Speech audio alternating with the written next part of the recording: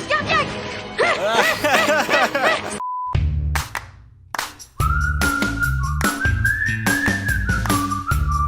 Le monde incroyable de Gumball a été jeté en pâture dans la section des commentaires ces derniers temps. Donc évidemment, je dois le regarder. On va jeter un coup d'œil et regarder et en apprendre plus sur quelques-unes des étranges et folles situations de type médical de l'émission. Maintenant, gros warning, je n'ai jamais vu The Amazing World of Gumball avant. Mais bien sûr, j'ai dû faire mes recherches par moi-même et aussi pour ceux qui sont peut-être pas familiers avec l'émission non plus. Vraiment, à ce qu'on pourrait croire, cette émission ne parle pas de chewing-gum. Gumball est une série animée qui suit les aventures d'un chat bleu et de ses amis, et de leurs manigances quotidiennes. Avant d'aller plus loin, bienvenue si vous êtes nouveau sur la chaîne. Mon nom est Dr Jordan Wagner, je suis médecin urgentiste. Si vous appréciez les vidéos réactions et des autres choses que vous pouvez voir ici sur cette chaîne YouTube, appuyez sur le bouton d'abonnement et activez les notifications avec la cloche. De cette façon, vous saurez dès que je poste une nouvelle vidéo. Très bien, c'est parti, on y va. Dis pas plus. Nous allons procéder à l'opération et sauver ta mère. Non, je voulais seulement vous demander d'aller chercher un autre chirurgien qui... Oh non! Oh, sourire, il y a des médecins qualifiés. Ça va aller. Oh mon dieu. Vous devriez pas forcer quelqu'un à se faire endormir. Je sais pas quel genre de gaz il s'agit là. Bon, ok. Joli. Transplantation Joli de EKG flatulence. ou Une ECG. idée? Regarde dans la biologie d'Elmore. En fait, si vous passez la porte d'un cabinet médical, vous verrez qu'il y a des manuels physiques de disponibles. Mais de nos jours, vous avez vos appareils électroniques. Et vous pouvez chercher ce dont vous avez besoin. Votre cerveau en est plein, vous savez où chercher. Vous savez ce que c'est, parfois les médecins ont besoin d'un rafraîchissement. Ah, le ballon. Là, transplantation de flatulence. C'est quoi Super. une greffe de flatulum? Flatus est un terme médical pour l'épée et les gaz qui passent. Donc ça pourrait en faire partie. Sur ta droite. Non. Mais tu vois quoi? Rien du tout. Il est plein d'air. Laisse-moi voir. À l'extrémité du ballon, là où il y a l'air qui devrait sortir, ils ont mis un collier de serrage. Là où nous, on aurait utilisé plutôt quelque chose de différent, on va dire. Plutôt drôle. Non. Tout est invisible. Comment on est censé l'opérer? Oh mon dieu, oh mon dieu. Il va mettre de l'air partout. Tu vas les perdre. Attrape le flatulum. Désolé.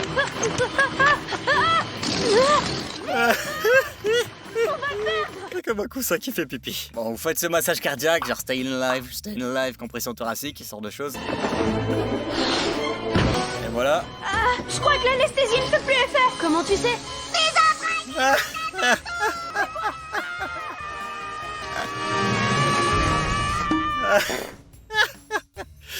Ok, c'est un peu ridicule, mais c'est plutôt drôle. La technique à la fin, en gros, c'est comme si vous mettiez votre doigt dans le trou pour l'arrêter ou le trou dans le cœur, littéralement juste pour le boucher. C'est en fait une technique médicale qu'on aurait utilisée nous-mêmes. Et puis évidemment, vous devez trouver ce qu'il faut faire à partir de là. Très bien, voyons voir.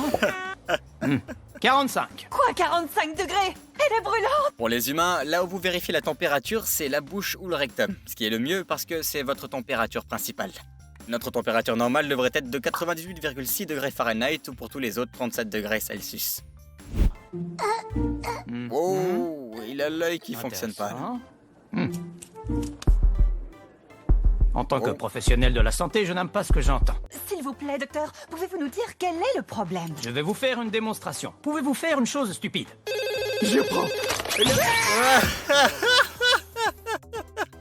Donc vous seriez pas électrocuté de cette façon d'ailleurs. Les électrodes pour la défibrillation, l'énergie va entre les deux. Vous ne serez pas choqué en fait. N'essayez pas, ça devrait pas fonctionner comme ça.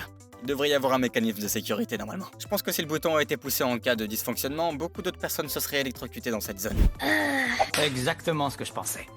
Votre fille se frappe le front tellement souvent devant votre stupidité que c'est C'est dangereux. horrible. Regardez cette radio. Si elle continue à le faire, les conséquences pour son cerveau seront dramatiques. Facepalming. Ceci est un cerveau de Watterson standard. Si elle continue à se frapper le front, dans 6 mois, elle passera d'un Nicole à un Gumball. Bon, le facepalming c'est pas grand chose. Maintenant, si vous vous frappez la tête assez fort plusieurs fois, alors oui, vous pouvez potentiellement avoir des commotions. Des contusions au cerveau, sans doute des hémorragies. Vous risquez pas d'avoir une empreinte de main sur le cerveau, et encore moins de se briser le crâne. Alors comme ça me tombe, j'ai l'impression d'avoir le ventre vide, j'ai des problèmes de concentration et dès que je pense à la nourriture, je salive énormément. Donc si vous pensez réellement à la nourriture, en fait c'est un neurostimulant qui augmente la salivation et fait couler vos jus gastriques, afin que vous puissiez être prêt pour la digestion. Parce que vous commencez à digérer en fait dans votre bouche, vous commencez à décomposer les aliments avec des enzymes et des choses comme ça, et puis ça descend dans votre estomac où il se décompose encore plus. C'est sur internet et visiblement, ça peut être ce qu'on appelle le virus G. Et le patient a regardé des trucs sur internet, qui est ok. Mais qu'est-ce qui finit par arriver? Parce que d'habitude vous trouvez le pire des scénarios. Et la plupart du temps, c'est tout simplement pas le cas. Ça se soigne seulement en amputant la partie infectée ou en enlevant le cerveau. Alors ce sera 2 semaines de repos et des calmants à prendre tous les jours pendant 6 Ah, mois. 2 semaines de repos et de lourds sédatifs. Si quelqu'un a de l'anxiété et que vous pensez ok, quelqu'un qui est un peu énervé, qui manifeste des symptômes, oui, c'est bien de diagnostiquer l'anxiété. Mais notre travail consiste d'abord à exclure les choses qui sont tangibles, que vous pouvez identifier comme la cause du problème. Ensuite, si tout est normal, nous pouvons donner quelque chose pour détendre le patient qui pourrait aider avec l'anxiété et les symptômes pourraient disparaître. Darwin, n'arrête pas d'éternuer. J'étais là en premier. Excusez-moi. Quelque chose de grave, allô? C'est marrant. Je vois, c'est une petite allergie. Retenez-vous et retournez en classe. Ah, c'est l'infirmière de l'école. Ok. Wow. Il ne faut jamais se retenir, c'est très dangereux. Tes vaisseaux sanguins risquent d'éclater. Elle dit vrai. Elle ne fait que me casser les pieds et pourrir mon travail. Savez-vous qu'un éternuement peut se déplacer jusqu'à 160 km/h? C'est un réflexe qui est irritant pour vos voies respiratoires supérieures. Oui, il n'y a pas de problème à l'évacuer, mais vous ne voudriez pas le vaporiser sur d'autres personnes. On se moque souvent de la médecine alternative en disant que ce n'est qu'une sorte de magie bidon pratiquée par de dangereux imbéciles. Ça dépend desquels. Ça dépend si c'est une technique, ça dépend. Si c'est des médicaments, tout dépend de ce qu'est la thérapie en fait.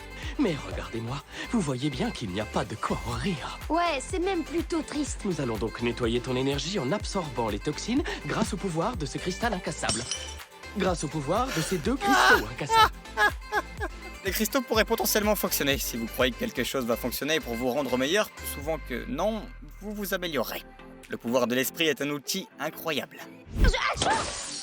Oh, cool, oh non. Pas de souci, j'ai aussi un diplôme de pratique de l'acupuncture. C'est vrai? J'ai moi-même eu recours à l'acupuncture. J'ai même été formé en tant que médecin pour faire ce qu'on appelle le micro-needling, où vous finissez par utiliser une petite aiguille pour la mettre où il y a du tissu tendu, ou des muscles hypertoniques, des spasmes musculaires.